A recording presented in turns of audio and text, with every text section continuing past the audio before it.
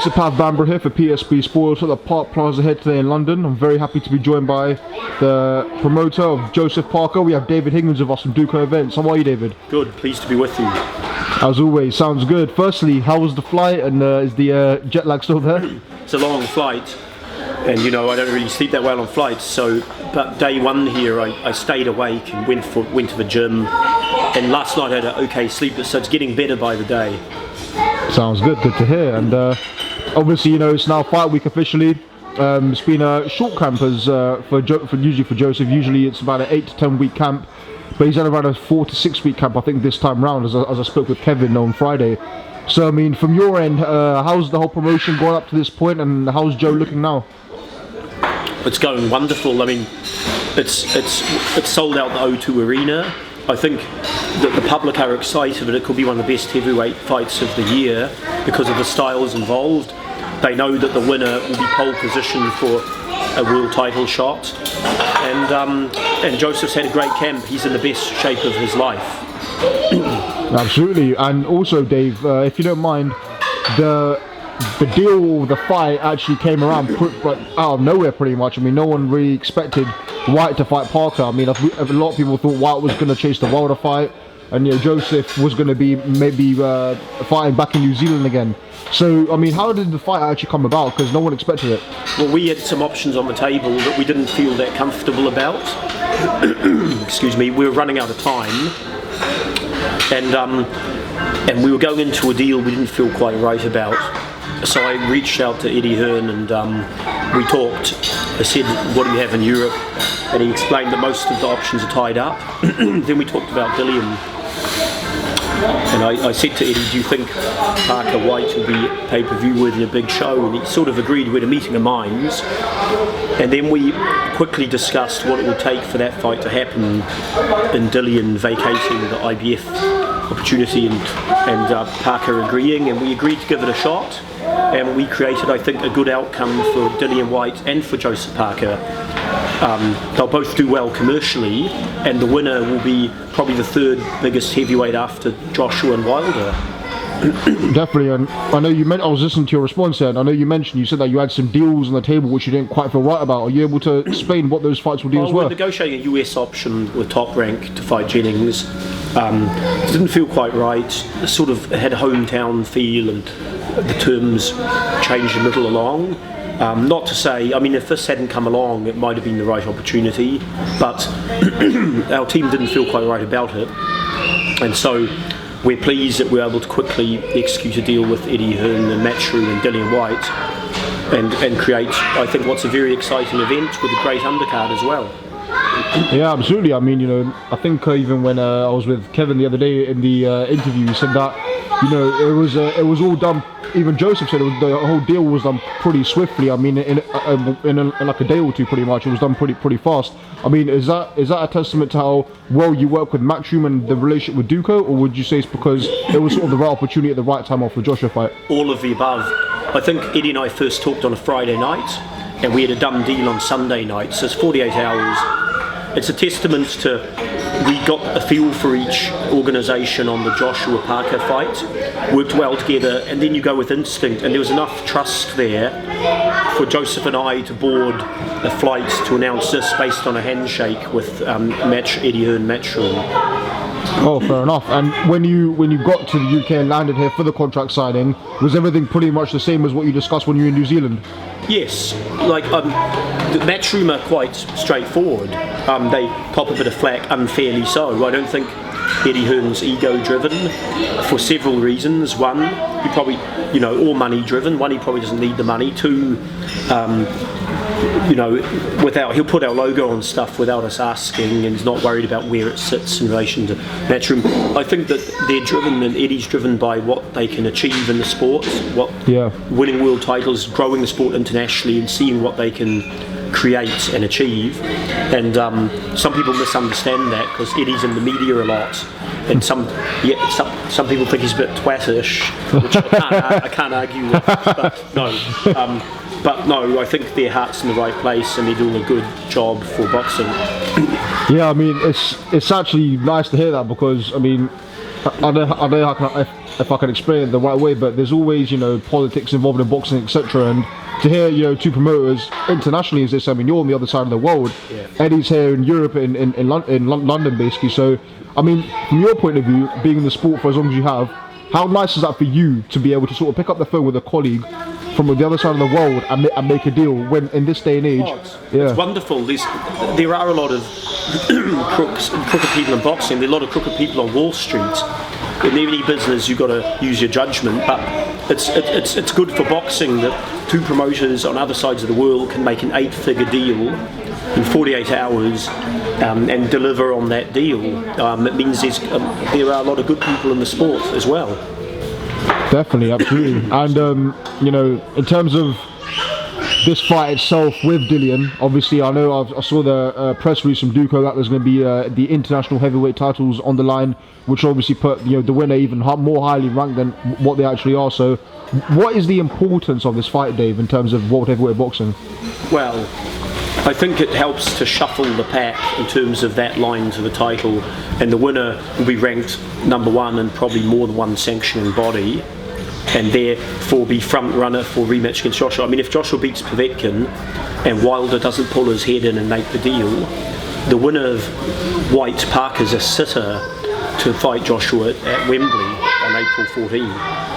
Yeah, I mean, I was actually going to ask you that as well. Obviously, AJ's committed his next 2 fights to Wembley, so he's got September against Povetkin, then he's going to go again in April, as you said. So do you genuinely believe that should Joseph beat Dillian, in your eyes, that he will be there for AJ should the Wilder fight not happen? Absolutely. Well, I mean, why not? If let's say Joseph can win against Dillian by knockout, one, he's the first man to take Joshua the distance. Two, the public and the media are widely criticising the referee and Joshua Parker for not giving Parker a fair go. 3, Parker's ranked 1 again. 4, Parker's just beaten Dillian Whyte, who's a well-known and quality fighter, by KO. Then Joseph could quite legitimately demand a rematch with Joshua, and on a different night with a different referee, and Joseph acknowledges his mistake. This time he'd throw the kitchen sink at Joshua. Joe's got a better chin, anything could happen. We think Joshua's beatable, and we think first we got to earn the rematch. If we can earn that rematch, I think we'll beat Anthony Joshua. I mean, you know, as you said, I know there was, you know, it's the first time round, I guess, that fighter probably isn't the easiest, because although you have tape on them, when you go in there, it's always a different thing. But when you were watching that fight, Dave, with AJ, what was going through your mind? Were you sort of saying, Joe, throw more, or ref, get out the way? I mean, what were you saying and thinking at the time? In the earlier rounds, it was going either way. As the fight went on, it went more Joshua's way. Yeah, the ref was frustrating. In hindsight, we should have made a scene about the referee in the fight. Joseph and our trainer, we should have said to the ref, what's going on? And actually made a point of it to put more pressure on the referee. But, you know, Joseph's so respectful, he was frustrated by the referee and sort of kept adhering to the stop, constant pulling apart. So, you know, this time we're happy with the referee's name that has been put out there. He's got a great reputation, and we hope he's going to allow the fighters to engage. I mean, obviously, yeah, big news. I mean, I saw the article on Duco's website regarding Ian John Lewis. He's now been announced a referee for the fight on Saturday for Joseph Parker and Dillian Whyte. So, I mean, have your prayers sort of finally been answered in terms of this ref choice? Look, the best outcome would be a neutral referee, not from New Zealand or the UK, who's highly competent. In Joshua, we had a neutral referee from Italy that was incompetent on the night. So this time we've got a British referee who's highly competent. So it's good. I mean, we think this referee is going to do a good job. It might be better to have, say, a neutral referee that's competent, but you know, we're not complaining. We're happy with the selection. Also, Dave, I mean, you know, from a promoter managerial point of view, as they say, what did you make of this whole sort of, it turned out to sort of be a public negotiation, didn't it, of Joshua and Wilder? What did you make of it sitting in New Zealand, seeing it all unfold and the fight actually not being made for September? Well, the simple way hasn't been made. Wilder and his team are being cynical and greedy. The reality is Anthony Joshua is the A-side. He's a commercial juggernaut. He has earned 3 or 4 world titles. He's sold out stadiums more than once. Wilder hasn't even sold out his hometown arena once. He's got 1 world title. He hasn't earned anywhere near the share that Joshua has earned. But Wilder's team maybe don't back Wilder to win. They're seeing it as their one opportunity, trying to grab as much cash off the table as possible and overreaching. So that fight will happen, but it'll happen once Wilder's and Al Haymon and Shelley Finkel pull their heads in and do a reasonable deal. And you know, Eddie Hearn and Joshua, they have all they're the ASO, they have the bargaining power. They've called their bluff, and if Wilder's team piss around again, say Joshua beats Povetkin, if Wilder pisses around again, then Joshua and Hearn could easily put the winner of Parker-Whyte straight in, call their bluff again, until they do a reasonable deal. Why should Joshua give a chunk of what he's earned to Wilder just because Wilder mouths off about him being a coward? Wilder's team are using that to try and embarrass Joshua into giving up some of his rightful share of the pie. I mean, if you were Wilder's manager right now, would you be telling him to take the fight with the deal that Matchroom presented? They're under pressure. What I just explained, Al Haymon, Shelley Finkel and Wilder, they know that. Time is running out. They know that Hearn and Joshua have other options. They know that Eddie won't be afraid to call their bluff. So the pressure's mounting, and if Joshua beats Povetkin, the Wilder side will be worried that they might lose the opportunity altogether. And if Wembley goes to the winner of Parker-Whyte, Wilder might end up sitting on the shelf for another half year fighting bums. So they'll be under big pressure. So I reckon the fight might happen, and they might pull their head in. And if they don't, and then if we win, then we look forward to fighting Joshua at Wembley. Well, yeah, I mean, I was going to say that because it leaves Team Parker in an interesting situation, doesn't it? Should Parker win on Saturday? Because, you know, if that fight doesn't happen again, you know, with Deontay, then it sort of does leave you like just ready in there, doesn't it, to go for it? Pole position. Absolutely, and you know, I want to ask you as well, Dave. You know, I mean, how would you assess the sort of heavyweight scene in the minute? I know you've obviously got a unified champion in AJ. You've got the other champion in Wilder, but how would you assess sort of the other contenders coming up now and sort of everyone else? I think the dark horse is Tyson Fury. He's showing a lot of intent. He's getting fit. It's great to see him back. He's a handful for anyone. I think a fit Tyson Fury would be. Anyone would be wary, even Joshua, because he's got great footwork for his size, long arms, a tricky style. So that's exciting that Tyson's made his comeback. And you know, I think Ortiz, it's sad, if he did his run a bit earlier, he might have won a world title. Povetkin, I think Joshua's fighting Povetkin at just the right time when he's got old, and Joshua should win. And just as he got over Klitschko as Klitschko got old. So Joshua's timing his career right, and he's certainly looked the part so far, but I say again, we think he's beatable. Yeah, I mean, you know, also Dave, I want to ask you, on the weekend, Alexander Usyk became the undisputed cruiserweight champion in the world in the World Boxing Super Series tournament. Firstly, what do you make of the tournament itself and what it actually does for boxing? And if you were a promoter, would you be interested in getting involved in something like that? To be honest, I didn't follow it closely enough to give an informed opinion, so I won't.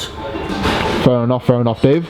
And obviously, you know, how do you see this fight going on Saturday night with Joseph and Dillian? I know Kevin said in my interview with him and Joseph on Friday that they're going to be a lot more aggressive, they're going to throw a lot more punches this time round as opposed to the last fight. So how do you see this one going on Saturday? It's good for the fans because you've got Dillian Whyte who'll swarm, throwing punches, leaving openings. Parker does want to be a lot more aggressive, so they're going to clash and there'll be skirmishes, there might be a knockdown or two. You know, I think it could well finish by stoppage around 6, 7 or 8 rounds. Hopefully our way. And recently, I actually saw on SkySports.com the other day an article with Joseph. It said that he believed that there could have been a bit more respect from Anthony Joshua's side after the fight finished at the Principality Stadium in Cardiff. Do you echo those views as well? Yeah, I think Joshua fought the most cautious fight of his life, a trepidatious fight. He tried to keep Joseph at the end of his arm the whole fight, and he did. He was disciplined. He showed he has the stamina to go 12 rounds. He kept Joseph there. The referee helped him a great deal. And so having executed a strategy of pure caution, to then come out after and say I should have knocked him out was perhaps a tad disrespectful. Fair enough. Like, he didn't say credit to going the distance, the first opponent going the distance, the referee was appalling. Both things are facts that could have been acknowledged by Joshua but were not. Fair enough, Dave, fair enough. I mean, have you got any other news to tell us regarding anything, Duke events, Joseph, anything at all? Not today. Well, hopefully something soon, as they say. Yeah. Well, David Higgins, thank you very much for your time for PSB Sports. I know you've had a very long flight over to the UK, so we'll let you get some rest and we'll see you very soon. Great, thank you. Cheers.